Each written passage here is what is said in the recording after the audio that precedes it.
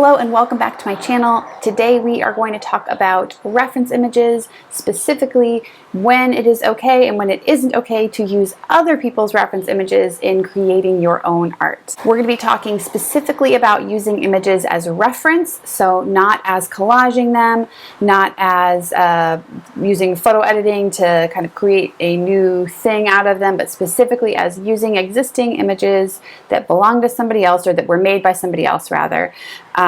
And basing your art off of those images, so using them as reference. This is a subject that came up in a vlog recently, and a bunch of you guys had questions about it, and it is something that I have had a number of questions about over the years, but there were never a ton of them, and then all of a sudden there was just this surge of interest in the topic. So I don't know if it's just because it's something that came up in the vlog, or if it's because, like me, you guys also feel a bit of anxiety and uncertainty about the subject and are just wanting to know more.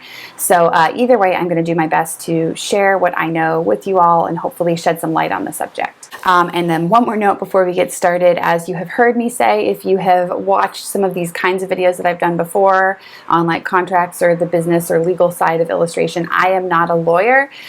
So you shouldn't take any of this as legal advice. And if you have very serious concerns or really specific concerns or questions, you should seek legal help. Many states have free or subsidized legal assistance for artists, so Google that. Depending on where you are, it can be different. But yeah, don't take this as legal advice. This is just kind of a general overview of what I understand about the topic and what I've learned over the years. So we are going to dive right into our first section, using other people's images as references. And for the sake of clarity, I'm going to be talking in all of these questions that I'm answering. I am wearing a mic, but I'm recording this video on a really loud day because my windows are both open in the studio and it's warm in here, so I can't close them. I hope it's okay. Anyway, yes, for clarity's sake, let me just specify that in all of these examples, all of these questions in this section, I'm going to be talking about taking an image that was made by somebody else and basing your piece, using that as reference and basing your piece entirely or mostly off of that image. So just keep that in mind when I'm answering these questions. So the first question is it okay to use random images found on Google, Pinterest, etc. when you can't tell who the image belongs to? No. Second question, is it okay to use random images found on Google, Pinterest, etc. when you can tell who it belongs to, but the terms aren't indicated? No. Once again, no. What about stock photos that are marked royalty free? So this is a big area of misunderstanding. A lot of people mention this of using photos that are royalty free. Royalty free does not mean that they are license free or that they're free for anybody to use. Royalties are a percentage that is paid to the artist for each time the images are used, and that's a way that some artists get paid, but many artists and photographers, illustrators, lots of kinds of artists get paid just with a flat fee. So most royalty-free images that you're finding on places like iStock or Getty or wherever, they may say royalty-free, but that image still requires a paid licensing fee to use. So royalty-free does not mean free to use. If that's the only thing that you take away from this video, that will be a really important one because it's a huge area that a lot of people misunderstand. And we'll talk about this more later on in the video, but basically you need images that are marked not royalty-free, but that are Creative Commons 0 or in the public domain. So if they're tagged with that, then overall you're safe to use them, but royalty-free images are still copyright protected. Next question. Okay, so what if I want to go ahead and pay for a license? Then can I use a stock photo for reference? And the answer is sometimes yes, sometimes no. It depends on how you are wanting to use that, the final image that you create, and it depends on the terms in the licensing agreement. So just make sure that if you're paying for a license, that it has the rights that you actually need. And something that's pretty common in these kinds of licenses is that you may have the ability to make derivative works, but you're limited in the number of reproductions you can do. So just be sure to read those things really carefully. I can't go into detail on all of them here because there are so many different sites and so many different terms, and you all have your own unique needs. So just be sure to read that and know that even if you're paying for a license, don't just assume that that means that you can do anything that you want with the image. So what kinds of images can I use? What kinds of images can you use? The simplest and most risk-free way to use images as reference is just to use your own images. And if this is not always possible, since this is not always possible, and that's the case for me, I do try to use my own images, but I can't in every single case. Then you want to look for images, as I mentioned, that are Creative Commons 0 or in the public domain and are clearly marked as free for use public domain images. Those are images that have been created obviously by somebody else, but that person has decided out of the generosity of their hearts to waive all of their rights to the image. So anybody can use it for any reason that they want, and if it's a public domain image, you also don't have to give attribution. So that's a good thing to keep in mind as well. So yeah, your own images or public domain images are the only kinds of images that you can safely use. Next question. So what about if I only use part of the image as reference? So that's a great question, and that brings us to the next topic, the next section of this video, which is just a general overview of fair use for artists. So in US copyright law, there's a concept called fair use, and the gist of it is, I've written down my thoughts here, so I'm just going to read this right off the screen because I want to get it right. But the gist for visual artists, as I understand it, is that it may be okay in some situations to base part of your painting off of parts of other people's copyright protected images, as long as you're making recognizable changes to the image and not doing a one-to-one copy. So this is only relevant with this fair use doctrine, this thing that I just read here, or my wording of it. This is only relevant for copyright protected images. Images that are public domain, you can do whatever you want with. I mean, you could even just like throw some filters on them and put them up on your Instagram. Like seriously, public domain images you really can use for pretty much anything, except I believe selling, just directly selling the image itself. So you can't sell something, you can't start charging for something that has been made free for everybody to use by the artist. So, but you can still sell your own paintings of the public domain image. Anyway, yes. So fair use only applies to copyright protected images. So anyway, since I am not a lawyer, that rundown of fair use was very, very simple, very basic. And if you have more questions about it or a specific question or concerns, you should just Google fair use for artists and potentially try reaching out to some sort of legal aid for artists in your state. So inherently in fair use doctrine, there is some ambiguity and it's kind of subjective. So what you see as fair use, another person may not necessarily see as fair use, and that's where the rub is. So if you have decided to use significant parts of somebody else's copyrighted image, and even though you may feel like you've made changes to it, they could still send you a takedown notice asking you to take the work off of your portfolio or places that you've shared it online, or they could demand that you pay a licensing fee, or in theory they could even sue you. So if you're going to use somebody else's image, it can be tricky to know how much it needs to be changed, and if you've changed it enough, and if you've used a small enough portion of the image that it falls under fair use. So because of that subjectivity, I can't tell you exactly what is and what isn't fair use. It's something that you're going to have to think carefully about and determine for yourself on a case-by-case, situation-by-situation basis. That being said, there are some good general considerations to keep in mind when you're thinking through this and trying to determine what fair use is and how it applies to your situation. Number one is to remember to use only parts of the image. Number two is to keep it different enough from the reference image that if the creator of the reference image saw your painting or illustration, they wouldn't immediately say like, oh my gosh, look, I recognize it. There's my image. That was obviously done based off of my image. That brings us to the third point in this section. It's a good thing to keep in mind that you may want to stay away from particularly famous images or images of particularly famous people or things, since those might have been taken by well-known established photographers who are going to be more aggressively protecting their copyright, or using something like this is again a really gray area, because you see tons of people doing like fan art portraits that are taken directly from screen cap images of like Game of Thrones or something, or people drawing Disney characters, and Disney is known actually to come after people quite a bit, either with takedown notices or with maybe even taking the images and using them themselves and not compensating the artist. Anyway, I'm not going to get into all of that because, as I've said many times, it is subjective, but these are just the 3 good things to keep in mind: to use only a part, to keep it unrecognizable, or to change it enough that it's not recognizable, and to, in general, unless you have a higher tolerance for risk than I do, stay away from really famous images. So still on the fair use note, something that generally, again, according to my understanding, does fall under fair use is education.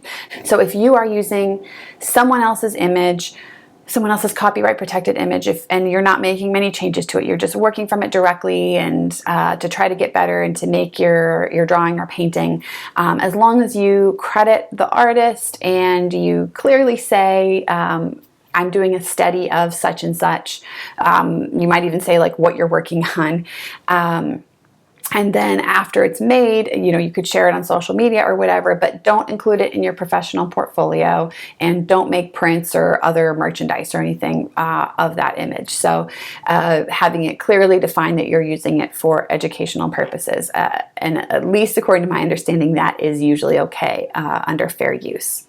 Okay, so a few other questions. What about using an image in an inspiration Pinterest board, or taking very general elements like mood, perspective, or composition of multiple elements? So you saw somebody that did a painting that had like a person next to a cat on a bench, and you think, I want to do a painting of a person next to a cat on a bench, that's like taking composition. That should generally be okay. Those very non-specific elements, that's almost equivalent to like taking an idea, and an idea or subject can't be copywritten in this way. So like I couldn't say, all right, I draw a lot of pie, so therefore nobody else can draw pie. Pie, general subject, general idea, the topic, like that's still totally open. Anybody can do that. Yeah, so those are very overall general things. Those are usually okay to draw from. What about if I have a very stylized or abstracted look and I'm just using the reference for things like color? So again, like this just brings up how varied this subject is, and like how some people need to be more concerned about it than others. So if you have like a really stylized look that really abstracted, that you're not going to be able to recognize it, recognize the reference at all, then yeah, you really don't have to worry that much. Just taking something like color, like if you are trying to do a painting of a banana and you just really need to see like, okay, well, what's the right color yellow, and you have like a really stylized, blocky or naive sort of style, then that should be no problem at all. All right, next question. What about working from a painting or illustration? So generally, all of the same principles that we've just covered would apply for any kind of image. So if you are going to work from a painting or an illustration or existing piece of artwork as a reference, taking significant portions of it, be sure that it is a be sure that it is a Creative Commons 0 or public domain image, or really keep fair use in mind. What about working from one of your paintings, Kendall? Okay, so I'm going to try to handle this really delicately, because this is already something that I know a lot of you do, because you tag me on social media showing me what you created. And I do love seeing that. But overall, I would say, again, just keep the general principles that we talked about just now in mind. So if you are just getting started, or you're practicing and you're in school, or you're doing self-education, and you want to work from one of my pieces for educational purposes, then I am okay with that, as long as you credit me. But please don't include that image in your professional portfolio. Please don't sell things made from that image. So even though I do sometimes use public domain images, as do many other artists, once we create something else from those images, once we create our own unique work, that work is copyright protected. So all of my works are copyright protected. None of them are in the public domain. So yeah, please do keep that in mind when you're making them. And again, if it's for education or just for fan art, and you're just doing it out of appreciation, and you're not going to sell the image or sell things made from the image or include it in your portfolio, then that's totally fine.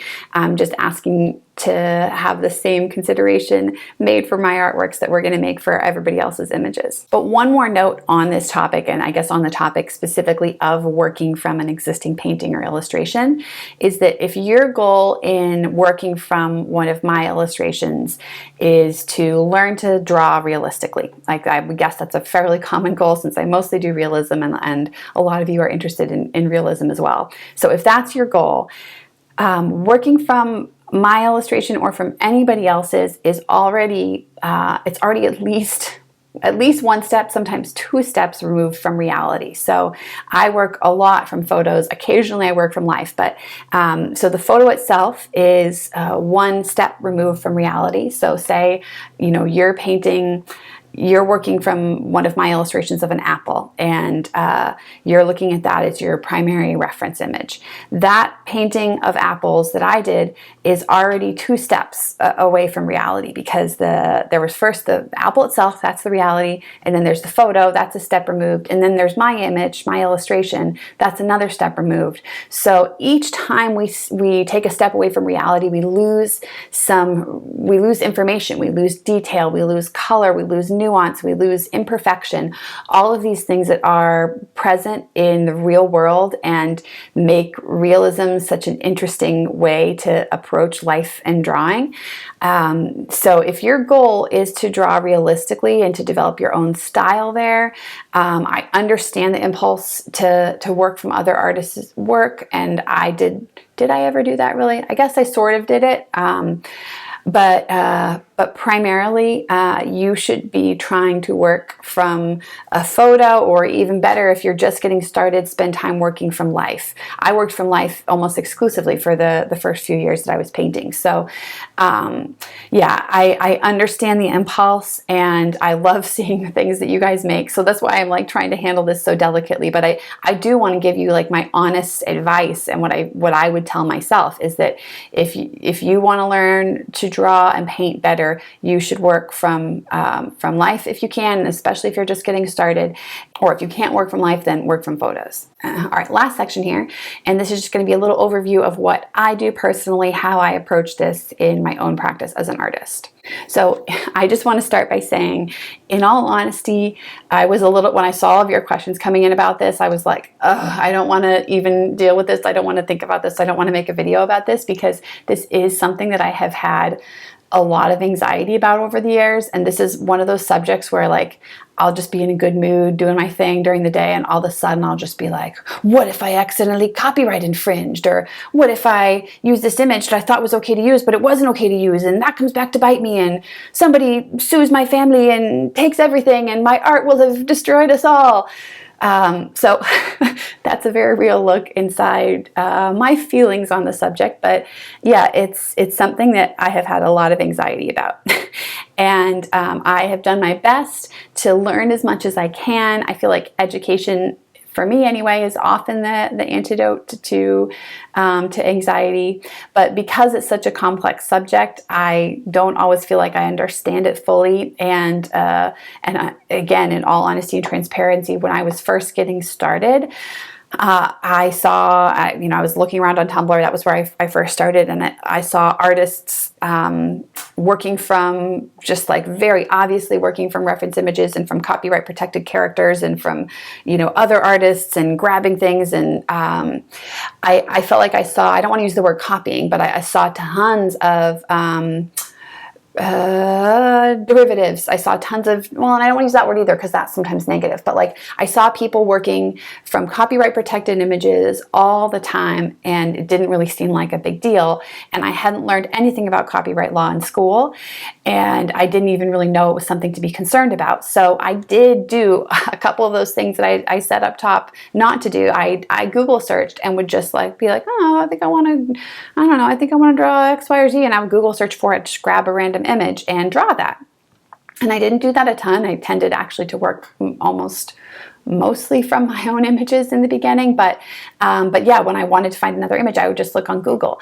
And when I learned that that was wrong, that you're not supposed to do that, I quickly took those images down and I haven't included them in my portfolio.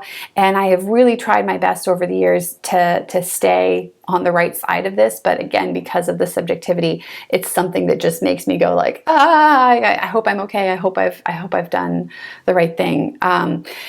And again, because of that, just getting it back to the actual point of this section, which is what I do in my own practice, I tend to try to work from my own images as much as I can.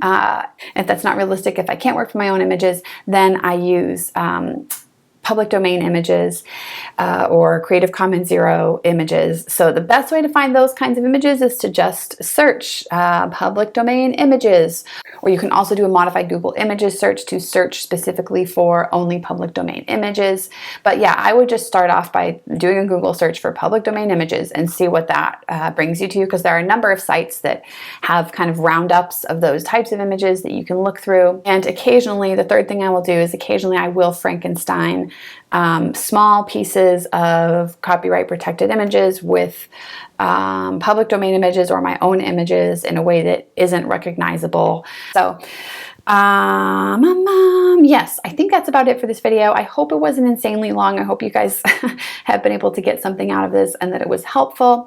I am going to do a follow-up video because some of the questions, I think most of the questions that came in were about what we've just talked about, so like about the kind of more, I guess, legal side. But then there were some questions of people just wanting to know, like, what makes a good reference image? How do you work from a reference image? How do you take your own reference images?